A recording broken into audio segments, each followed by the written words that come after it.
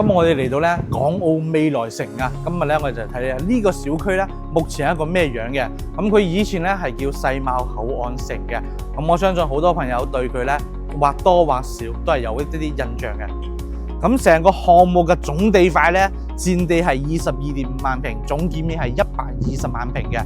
咁前面呢笪荒地咁嘅，佢未來嘅規劃咧係會建酒店、會議展覽中心、文藝中心、濱海美學商業呢啲咧係用於承接藝術展覽啊，或者演唱會啊，加埋咧酒店嘅節納嘅呢啲功能。咁前面呢個地方咧就係起商業嘅。咁我哋睇到嘅呢一個一期啊，已經交付咗嘅，佢嘅總佔地咧係4.26萬平，總建面係28.17萬平，綠化率係32.54%，容積率係5.52。咁可以睇到啦，總共係7棟樓嘅。咁一期嘅話咧係已經交付咗噶啦。咁後面嘅2期咧都係7棟樓，不過咧係明年3月份先交。咁喺小區嘅對面咧，其實係有個口岸新天地嘅。不過呢度咧就唔係咩買餸噶啦，基本上都係買啲手信多嘅。咁佢呢度嘅交通咧係依賴於我哋嘅公交車嘅，或者自駕叫車。呢度咧交通其實唔係好方便，即係線路唔會好多。咁呢度咧就係口岸天地啦。咁可以睇到啦，基本上都係買手信嘅。你話要買菜啊，食飯都好少嘅，所以話呢度咧就唔算佢周邊嘅一個商圈啦。咁如果你要去有生活氣息嘅地方咧，一係就喺拱北口岸嘅來魅力商場，一係咧就去九洲道啊、富華里啊，或者係華發商都嘅。咁呢啲地方咧，直線距離都超過咗3公里，所以嘅話咧，咁你就考慮下生活究竟係咪方便啦。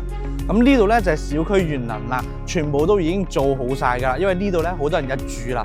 咁喺呢個園林呢度咧，直接望出去咧係海景嚟㗎，可以睇到前面啦。咁後邊嗰度咧就係2期嚟嘅，目前係可以售賣嘅。咁我哋睇到呢度都係一個大面積嘅。咁喺呢度咧，下面停車場咧係有2層嘅，全部都係高於地面嘅，咁樣咧就唔驚水浸。呢個咧都係佢設計嘅一個好處之一啦。咁可以睇到啦，我哋7棟樓啊嘛，呢度1棟5棟咧都係大面積100平以上嘅。咁呢啲咧就係3梯3戶，其他都係5梯24戶嘅。咁陣間咧，我哋會上去上面睇睇實際嘅一線無遮擋海景。呢度嘅發展商由世貿變成咗人壽，咁以後嘅交付、開發以及服務品質肯定會上一個 level。總體嚟講咧，項目所在嘅位置咧，可以連接香港、澳門以及珠海，直接連通3地。咁呢個位置咧就冇得講噶啦。但係生活配套咧稍微差少少，但係要注意一點就係規劃中嘅10萬平嘅商業體同埋其他嘅配件咧，目前係未動工嘅，所以咧一定要注意呢一個喎。但係一線無遮擋嘅海景咧，確實係佢坐擁㗎。